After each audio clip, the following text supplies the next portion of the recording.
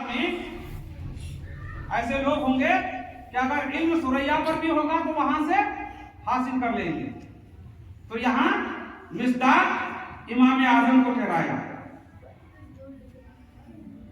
और हाफिज खतीब बगदादी ये फरमाते हैं, काना सिकतन फिल हदीस साहिबा असानीदा सालिहती व काना मिनल हुफ्फाज, कि इमाम आजम अबू हनीफा हदीस में सिकाह थे।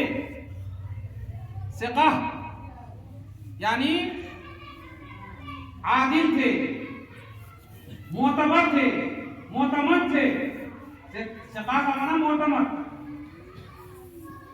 जो रावी जो होते हैं वो अगर सिकाह हैं तो उनकी रिवायत ली जाती, और जो सिकाह नहीं होते किसी तरह से उनके अंदर ऐब होता तो उस ऐब की वजह से उनकी हदीस पर अमल नहीं किया जाता। तो इमाम आजम सिकाह थे। और फरमाते हैं साहिबा असानीदा सालिहती, सही सनदों वाले थे। उनको जो हदीसें वो रिवायत करते थे तो सही सनद के साथ रिवायत करते थे। वो काना मिनल हुफ्फाज, और वो हुफ्फाज हदीस में से थे। हुफ्फाज हदीस, हदीस के हाफिज। हदीस के हाफिज किसको कहते हैं? एक दो हदीस या दो चार हदीस, दो चार हजार हदीस के जानने वाले को, याद करने वाले को हाफिज नहीं कहा जाता। जिसको 1 लाख हदीसें कम से कम याद हो उनको हाफिज कहा जाता है, हाफिज हदीस। बात समझ में आई? और आज इमाम आजम पर ये तोहमत लगाते हैं लोग कि इमाम आजम को सिर्फ 17 हदीसें याद थी, उनको हदीस नहीं आती थी। अरे नादान, इल्जाम तराशी की भी हद होती है। हजरत इमाम आजम ने 20 सहाबा से हदीसें सुनी, 20 सहाबा से मुलाकात की, कम से कम 20 ही अगर मान लो। 80 पैदाइश अगर है, 80 अगर पैदाइश है तो 20 ही मान लो। और अगर 70 या 60 अगर मानो तो निस्फ सदी का जमाना पाया। उस निस्फ सदी में कितने सहाबा से मिले होंगे? और एक एक हदीस ही अगर मान लो एक एक सहाबी से अगर सुनी हो तो कितनी हो जाएगी? और इमाम आजम का जो जमाना था, इल्म के आला मकाम पर फाइज थे और आला दर्जा पर फाइज थे। तो जब उनसे नीचे वाली सलाहियत के लोग, नीचे वाले इल्म के पाए के लोग, जब वो उनको कई लाख हदीसें याद होती थी तो हजरत इमाम आजम को कितनी हदीसें याद होती? तारीख तो ये कहती है कि वो काना मिनल हुफ्फाज, इमाम आजम हाफिज हदीस थे। और हाफिज हदीस उसूली हदीस की इस्तिलाह में उसको कहा जाता है जिसको कम से कम 1 लाख हदीसें याद हों। और इमाम आजम से जो मरवी अहादीस हैं उन सब को अगर जमा किया जाए तो हजारों की तादाद में हदीसें जमा हो जाएंगी। और जमा हैं। मुस्नद इमाम आजम है, मुवत्ता इमाम मोहम्मद की किताब है। तो अगर कोई ये कहे कि सिर्फ उनको 17 हदीसें याद थी और बाकी नहीं, तो ये बहुत बड़ा इल्जाम है, बहुत बड़ा जुल्म है और ये खबासत है। इमाम आजम से हसद और जलन है। ये इमाम आजम ने रिवायत हदीस की तरफ तवज्जो नहीं की। पहले मैंने बताया रिवायत हदीस करने वाले तो बहुत थे, रिवायत हदीस की जरूरत थी उम्मत को। तो हजरत इमाम आजम ने रिवायत हदीस की खिदमत अंजाम दी, इसलिए इमाम आजम ने कोई किताब मुरतब नहीं की और उस तरफ ध्यान नहीं दिया। रिवायत के बदले हजरत इमाम आजम ने रिवायत को अपनाया। इसलिए लोग कहते हैं कि उनकी कहाँ कोई किताब, अगर उनको याद थी तो हदीसें कहाँ हैं? तो हदीसें अगर याद नहीं थी तो ये मसाइल जो इस्तेमाल किए हैं तो कहां से? और उनके शागिर्दों का यह आलम है, उनके शागिर्दों का आलम यह है कि हजारों हजार लाखों हदीसें याद रखी थी, बल्कि इमाम बुखारी जो हैं, हजरत इमाम बुखारी के असातिज़ा में बहुत सारे ऐसे हैं जो हजरत इमाम आजम के शागिर्द रहे हैं और इमाम आजम के शागिर्द रहे हैं। बुखारी शरीफ में कुछ हदीसें हैं सुलासियात, और पूरी बुखारी में 22 हदीसें हैं सुलासियात। सुलासियात का मतलब क्या हुआ कि हजरत इमाम बुखारी से लेकर के हुजूर सल्लल्लाहु अलैहि वसल्लम तक 3 वास्ते, कितने? 3 वास्ते कि इमाम बुखारी जिस मुहद्दिस से रवायत करते हैं वो फलां से और वो हुजूर सल्लल्लाहु अलैहि वसल्लम से, 3 वास्ते, तो उनको सुलासियात कहा जाता है। तो पूरे बुखारी में 22 सुलासियात हैं और 22 सुलासियात में 17 सुलासियात हजरत इमाम आजम के शागिर्दों से मरवी है। इमाम आजम के जो इमाम बुखारी के जो असातिज़ा हैं तो उनके असातिज़ा हजरत इमाम आजम हैं।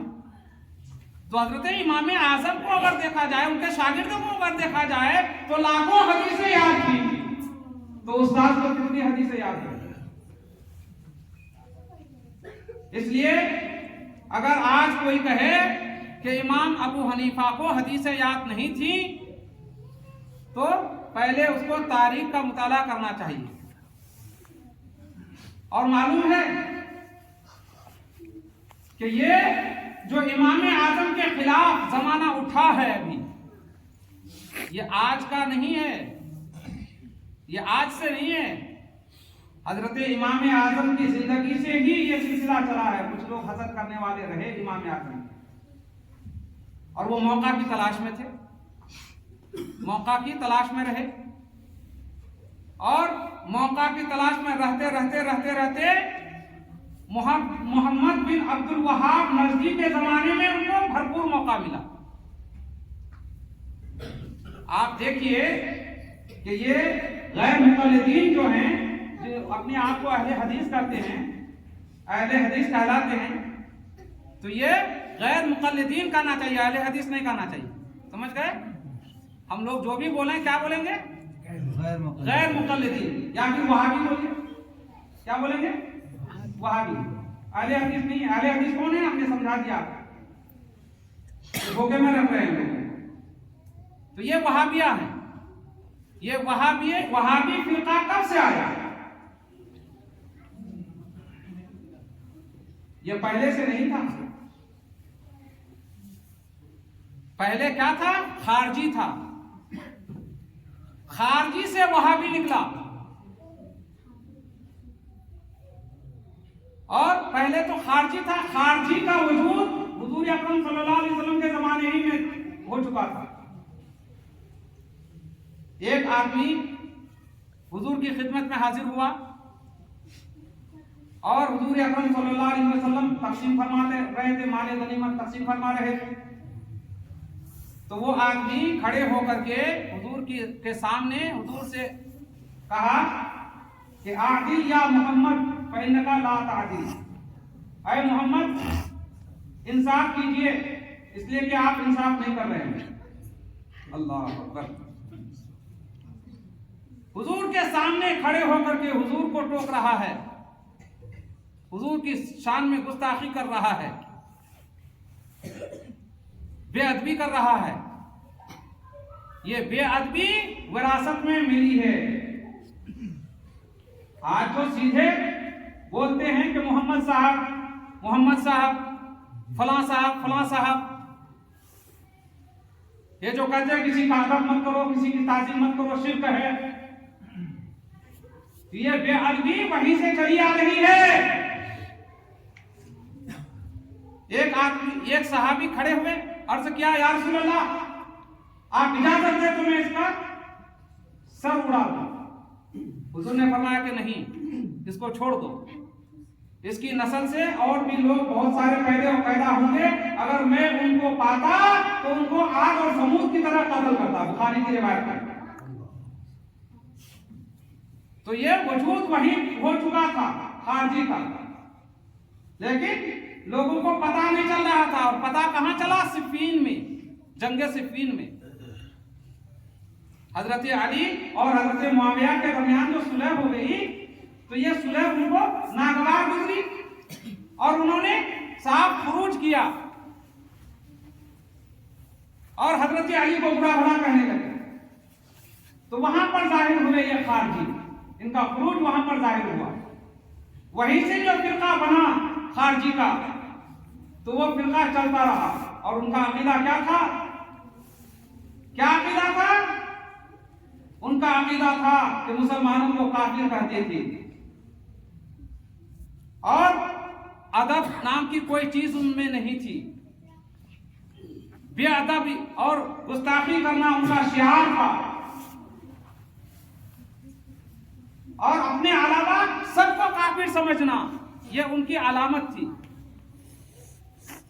और यही चीज, यही दोनों चीजें वहाबिया के अंदर भी पाई जा रही है। ये फिरका कब आया? पहले तो खारजी था, वहाबी नहीं था। ये वहाबी फिरका कब से आया? बहुत पुराना नहीं है। ये मोहम्मद बिन अब्दुल वहाब ये पैदा हुआ 1143 में, इसका ज़ुहूर हुआ 1143 हिजरी में, और 1150 हिजरी में इसकी शोहरत हुई, इसके मसलक की, इसके अकीदे की शोहरत हुई।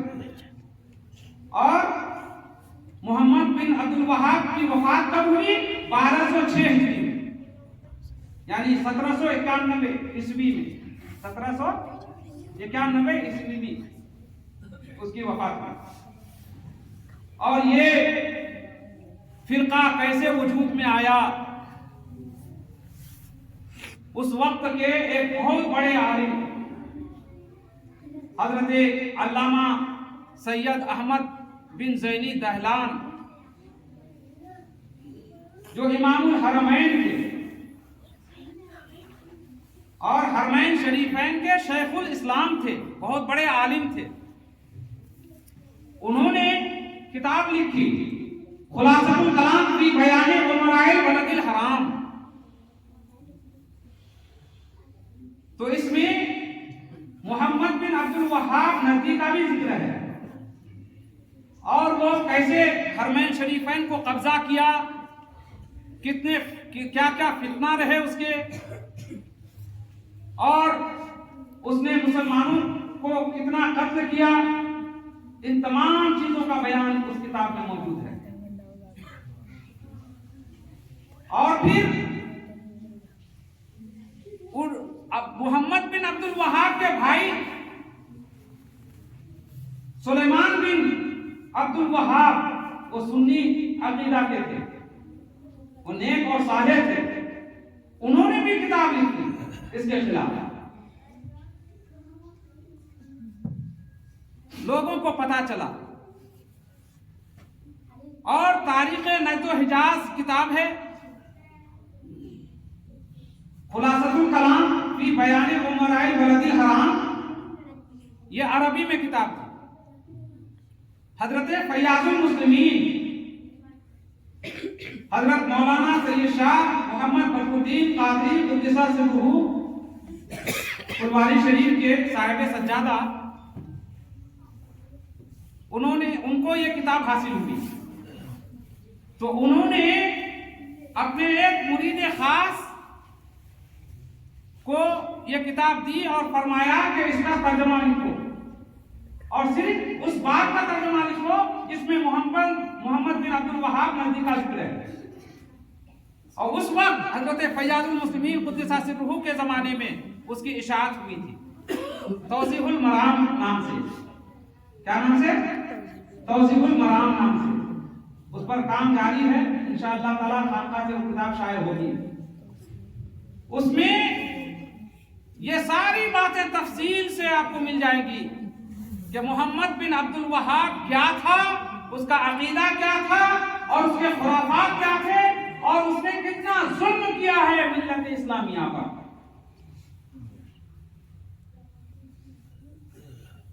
मुसलमानों का कत्ले आम किया है, हाजियों को कत्ल किया है, उनकी औरतों को बांदी बनाया है, कैद किया है।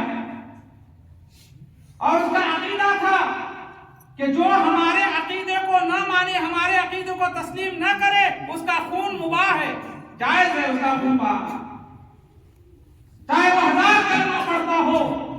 कलमा पढ़ने की कोई फिक्र नहीं, बल्कि उसके अकीदे का अगर इनकार कोई करता फौरन कत्ल कर दिया जाता। वो काबिज हुआ कैसे? वो नर्क का रहने वाला, जहां मुसैलमा कज़्ज़ाब का शहर था। मुसैलमा कज़्ज़ाब ने नबूवत का दावा किया था, वहीं का रहने वाला था। उसको नज्द कहते हैं और नज्द से उसने अमीर सऊद को साथ किया, अपना मुआविन किया और उनके दरमियान ये बात तय हुई कि इमामत मेरे जिम्मे रहेगी और बादशाहत तुम्हारे जिम्मे रहेगी। वो राजी हो गया और दोनों ने मिलकर के हमला किया। उस वक्त तुर्की हुकूमत थी और तुर्की हुकूमत ने यह कहा कि यहाँ मदीने में खून खराबा करना अच्छी बात नहीं है। उन्होंने हथियार डाल दिया और ये मुकम्मल तौर पर काबिज हो गए। और जब ये काबिज हुए, उस वक्त जो खुराफात और जो मक्का मुअज़्ज़मा और मदीना मुनव्वरा की बेहुरमती की है, वो तारीख में आज भी मौजूद है।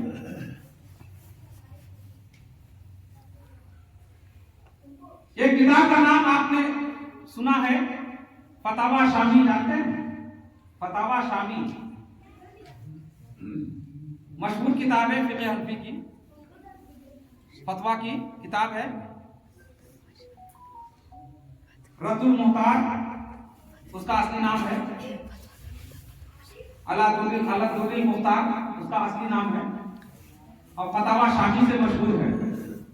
फतावा शामी के मुकद्दमे में अल्लामा इब्न आबिदीन शामी रहमतुल्लाह अलैह फरमाते हैं कि फी ज़मानिना खरजत फिरक़तुन फी बिलादिल अरब, कि हमारे जमाने में एक फिरका निकला है मुल्क अरब में, युक़ालु लहुम वहाबिया, उनको वहाबी कहा जाता है। यज़ुमुना अन्नहुम अला मज़हबि सल्फ़, वो गुमान करते हैं कि वो सलफ के मजहब पर हैं, सल्फ़े सालेहीन बुजुर्गों के मसलक पर हैं, गुमान करते हैं। हकीकत में तो है नहीं, ये गुमान ही है ना। वह हकीकतुहुम अन्नहुम क़द शज़्ज़ू अन्हु, हालांकि हकीकत यह है कि वो सलफ के मजहब से निकल चुके हैं। वह कफ़्फ़रु सलफ़ा वल खलफ़, और सल्फ़ और खलफ़ को उन्होंने काफिर कहा है। सिर्फ खलफ़ को नहीं, अपने खाली हम लोगों को काफिर नहीं कर रहे, इनके फतवों से सहाबा भी काफिर हो जाते हैं, इनके फतवों से ताबईन भी काफिर हो जाते हैं, इनके फतवों से अइम्मा दीन मुज्तहिदीन भी काफिर हो जाते हैं। जो उनका पहले जमाना गुजर चुका है, उनकी भी ये लोग तकफीर करते हैं, बुराई बयान करते हैं। इमाम आजम को काफिर नहीं करते हैं लोग, बोलिए, ज़द्दीक कहते हैं। इमाम आजम पर न जाने क्या क्या इल्जामात आयद करते हैं।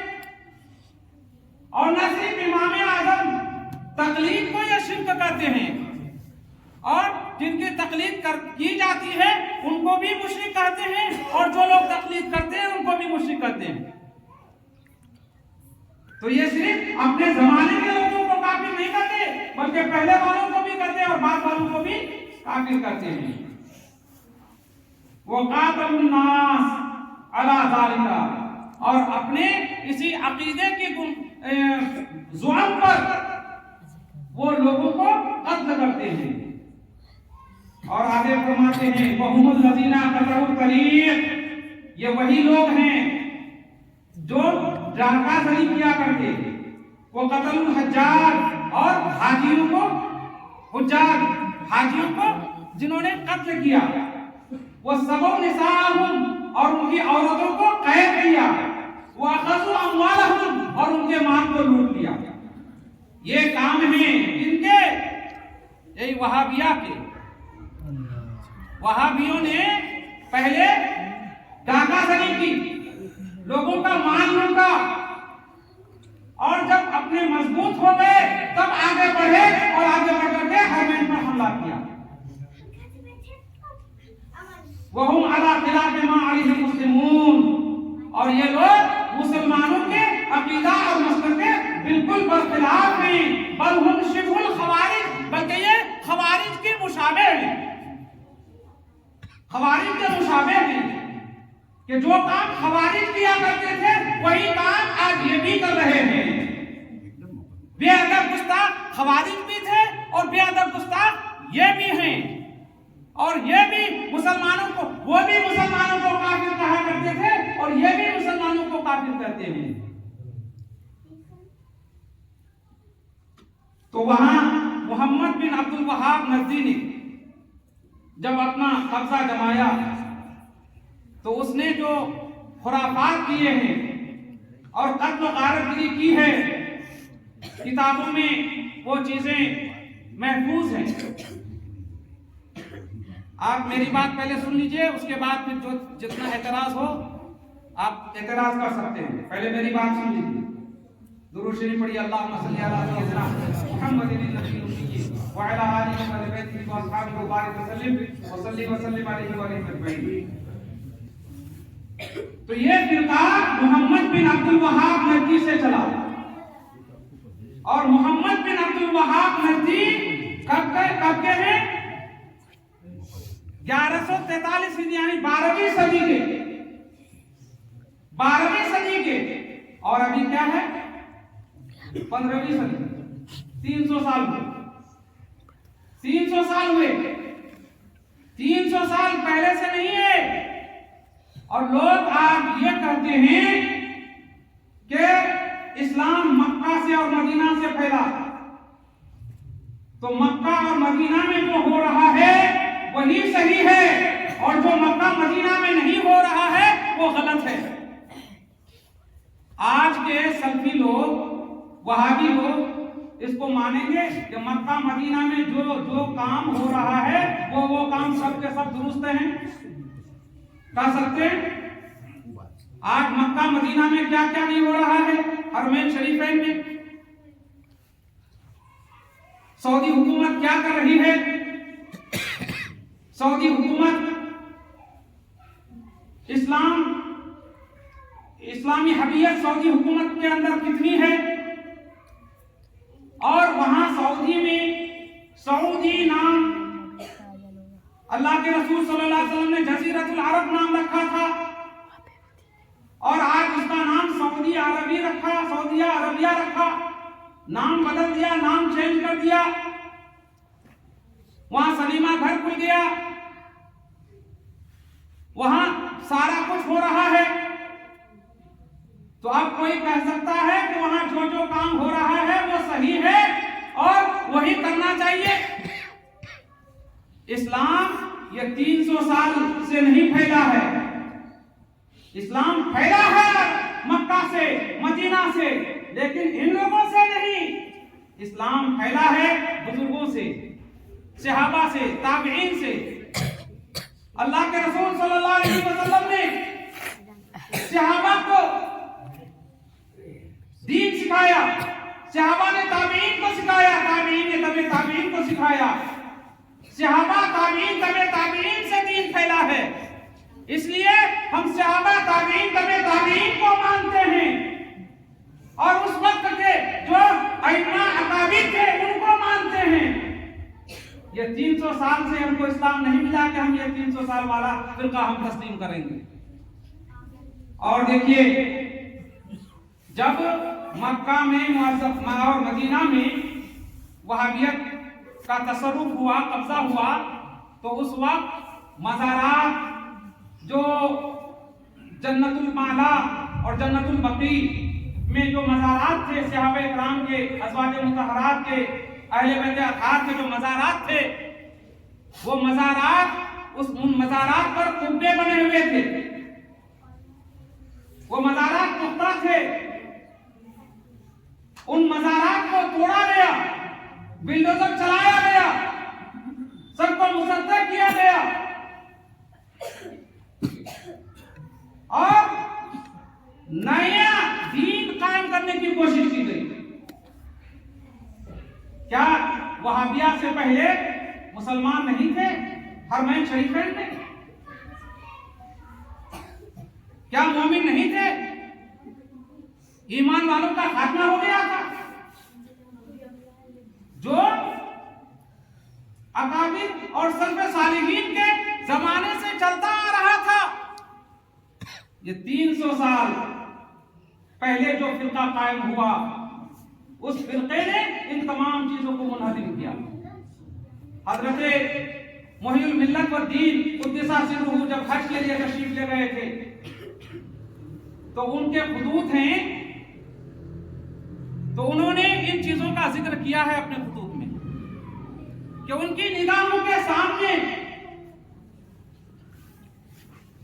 नजदीक पुलिस जो है वो आम लोगों को इतना मारती थी कि खून बह जाता था। कई एक ने दम भी तोड़ दिया मार और मज़ारात तोड़े जा रहे थे उसी वक्त। तो ये हमारे बुजुर्गों का ऐनी मुशाहदा है, ये ऐसी वैसी बात नहीं। उन्होंने आंखों से देखा है नदियों और वहाबियों का जुल्म और इनके खुराफात अपनी आंखों से मुलाहजा किए। तो ये फिरका जो वहां से चला, हिंदुस्तान में कैसे पहुंचा? हिंदुस्तान में एक शख्स इस्माइल दहलवी नाम के, और इस्माइल दहलवी कौन? हजरत शाह वलीउल्लाह मुहद्दिस दहलवी रहमतुल्लाह अलैह का पोता, हजरत शाह अब्दुल अजीज मुहद्दिस दहलवी का भतीजा, हजरत शाह अब्दुल कादिर दहलवी का बेटा था।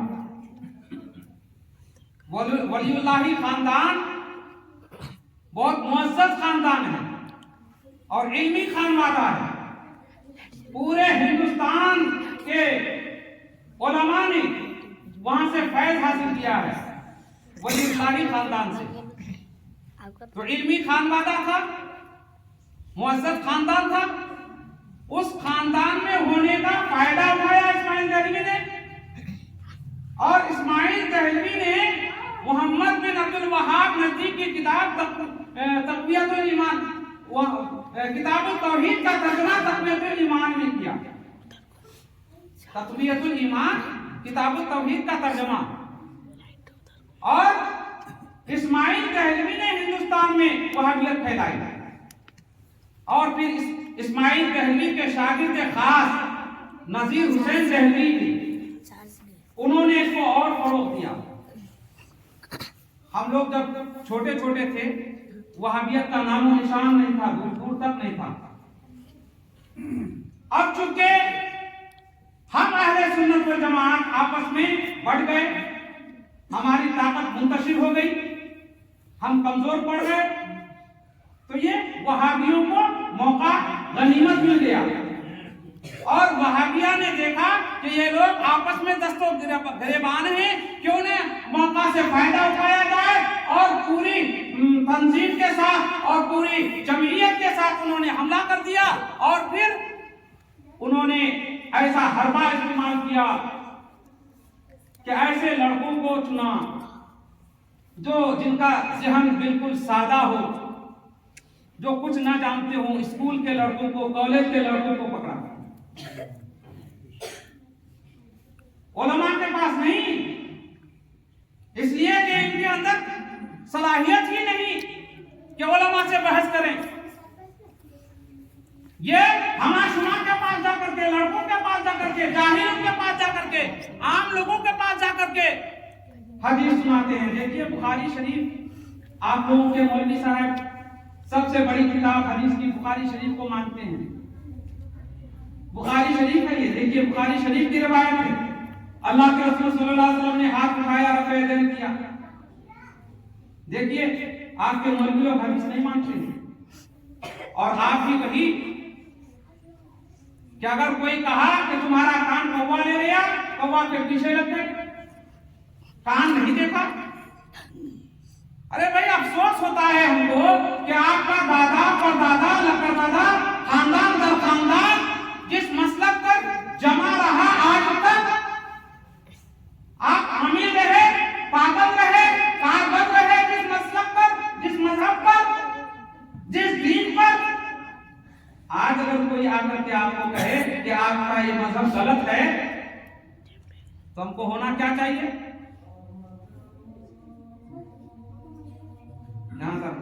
नहीं,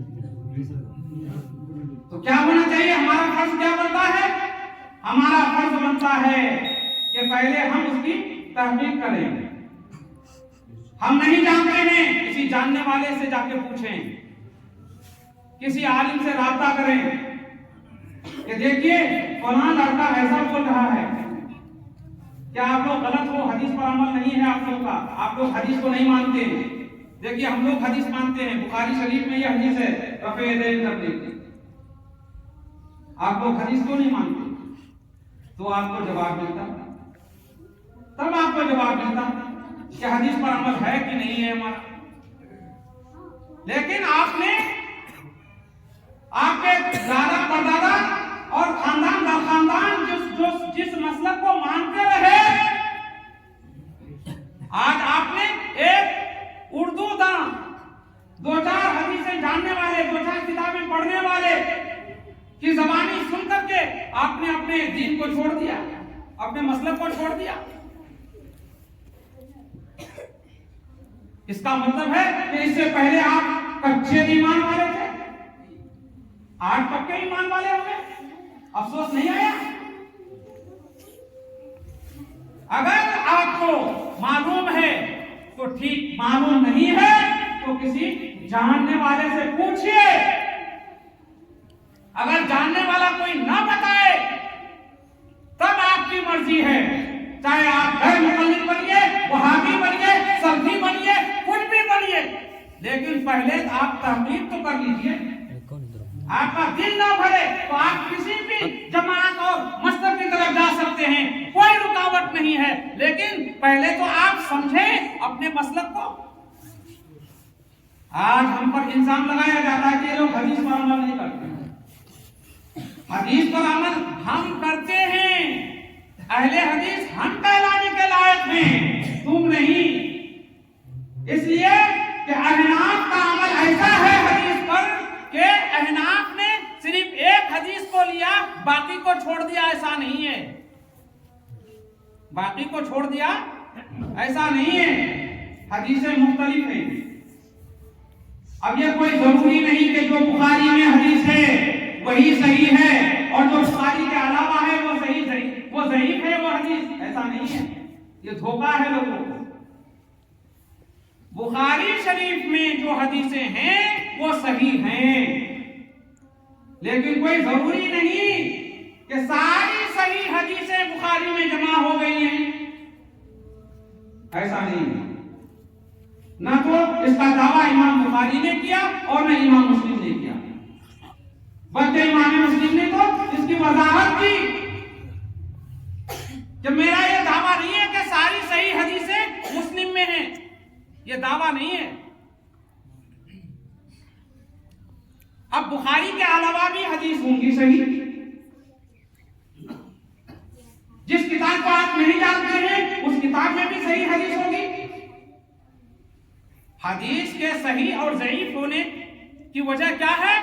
सनद। क्या है? सनद। किताब में होने से सही और ज़ईफ नहीं हो जाती कि बुखारी में रहे तो सही और मिशकात में रहे तो ज़ईफ, बुखारी में रहे तो सही और अगर कोई मुसन्नफ इब्न अब्दुर रज़्ज़ाक़ में रहे तो ज़ईफ। ऐसा नहीं है। हदीस की किसी भी किताब में वो हदीस हो और उसके रावी सही हैं, सिका हैं, आदिल हैं, सनद उसकी सही है तो वो हदीस सही है।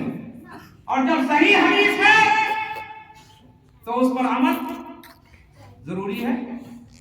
अमल जरूरी है। अब अमल करने के लिए कभी कभी एक मसले की दो हदीसें आ जाती हैं। एक ही मसले की दो हदीसें आ जाती हैं। मिसाल के तौर पर हाथ उठाना, हाथ कहां तक उठाए जाएंगे? हाथ कहां तक उठाए जाएंगे? मुस्लिम शरीफ में कई रिवायतें हैं। एक में है हस्बा मनकबई है, हस्बा मनकबई है, मनकब कंधों के बराबर, हस्बा मनकबई है, कंधों के बराबर। एक रिवायत में युहाजिया मनकबई है, इसका भी वही मतलब है, यहां तक के दोनों हाथ को कंधों के मुकाबिल कर ले। और एक में है कि युहाजिया बिहिमा उज़ुनई है, दोनों हाथों को दोनों कानों के मुकाबिल, दोनों कानों के मुकाबिल करे। अभी तो था क्या? कंधों के मुकाबिल, और अभी क्या है? कानों के मुकाबिल। और ये हदीस में है कि युहाजिया बिहिमा फुरुआ उज़ुनई है, फुरुआ उज़ुनई यानी दोनों कान के ऊपरी जो हिस्से हैं, ऊपरी हिस्से के मुकाबिल। क्या है? ऊपरी हिस्से के मुकाबिल। और एक बात में हयाला उज़ुनई है यानी दोनों कानों के मध्य मुकाबिल। तो मुख्तलिफ रिवायतें हैं ना, मुख्तलिफ रिवायतें हैं ना। अब अहनाफ ने क्या किया? अहनाफ ने यह देखा कि अमल किस तरह करें कि सारी हदीसों पर अमल हो जाए। तो अहनाफ ने यह मसला ये अखज़ किया, इस्तिंबात किया कि जब आदमी हाथ उठाए तो उसके अंगूठे कान की लौ को छू लें। ऐसे अगर करेंगे तो ऐसे करने की सूरत में सारी हदीसों पर अमल हो जाएगा। कंधों के मुकाबिल भी हाथ हो जाएगा, कानों के मुकाबिल भी हो जाएगा, और उंगलियां जो हैं कान के आला हिस्सा, ऊपरी हिस्सा के मुकाबिल भी हो जाएगा। और बाद के बातों में शहमत है वो नहीं है, दोनों कानों के लौ भी आए हैं। जैसा कि इमाम नववी फरमाते हैं कि अम्मा सिफतुर रफ़े कल मशहूर बिन मज़हबिना व मज़हबी जमाहीर अन्नहु युरफ़अु यदैहि हज़वा मनकबैहि बिहैथु युहाज़िया अतराफ़ असामिही फुरुआ उज़ुनैहि ऐ आला उज़ुनैहि व इब्हामा शहमतै उज़ुनैहि। तो उसके इब्हाम कहते हैं दोनों अंगूठों को, ये दोनों अंगूठे उसके कानों के लौ के मुकाबिल हुए। और राहताओ हज़वा मनकबैहि है, और उसकी दोनों हथेलियां दोनों कंधों के बराबर हो यहां रखने से। तो ये मसला अखज़ किया अहनाफ ने। अब इस मसले को सामने रखें और इन रिवायतों को सामने रखें तो तमाम रिवायतों पर अमल हुआ कि नहीं हुआ? सब रिवायतों पर अमल हुआ ना। अब अगर कोई कंधों तक खाली उठाए हाथ तो कान वाली रिवायत पर अमल होगा। अब जो लोग कंधों तक की बात करते हैं कि कंधों तक उठाना है, कंधों तक उठाना है, एक हदीस पर तो अमल हो गया, बाकी हदीसों पर अमल नहीं हुआ। तो अहले हदीस वो हुए कि हम हुए? बोलिए, अहले हदीस कौन हुआ? अरे जो सब हदीस को माने वो अहले हदीस है ना। या फिर ताबील करें, तदबीर की सूरत निकालें। क्या आप इस हदीस को छोड़ रहे हैं? क्यों छोड़ रहे हैं? बुखारी में होने की वजह से ये नहीं कि बुखारी में अगर हदीस आ गई तो उस पर अमल करना लाजिम, जरूरी, फर्ज, वाजिब। बुखारी में रिवायत है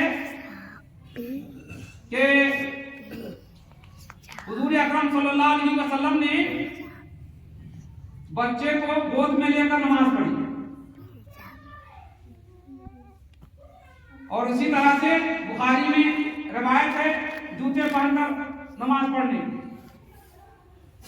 तो क्या जूता पहनकर नमाज पढ़ना फर्ज वाजिब हो जाएगा? बोलिए। खाली बुखारी में रिवायत होने से नहीं होता है ना, गौर कीजिए आप। तो अब यहां सारी हदीसों पर अमल हो रहा है। ऐसी सूरत अहनाफ ने इख्तियार की, ऐसा मसला अहनाफ ने अखज़ किया, इस्तिंबात किया। आप अहनाफ को कह रहे हैं हदीस पर अमल नहीं हो रहा है आपका, तो अमल तो आपका नहीं हुआ। हाँ, ये है कि कंधों वाली हदीस को इसको महमूल करते हैं अहनाफ किस पर, कि अगर कोई जुब्बा कुब्बा में है, चादर में है, ठंडी का मौसम है, जैसे आज कोई मोटा जैकेट अगर पहन ले तो उसको हाथ उठाने में दिक्कत होगी, तो इतना तक हाथ उठा लेने से काफी हो जाए, या चादर ओढ़े हुए तो हाथ यहां तक उठा लेने से काफी हो जाएगा। बात समझ में आ गई?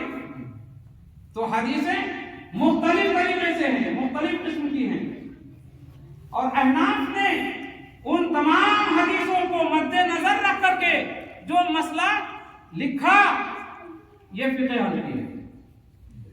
तो हदीस के खिलाफ नहीं है। इसी तरह से नाक के नीचे हाथ बांधना, हाथ उठाया, ये मसला हल हो गया। अब हाथ बांधना है, तो हाथ कहां बांधना है?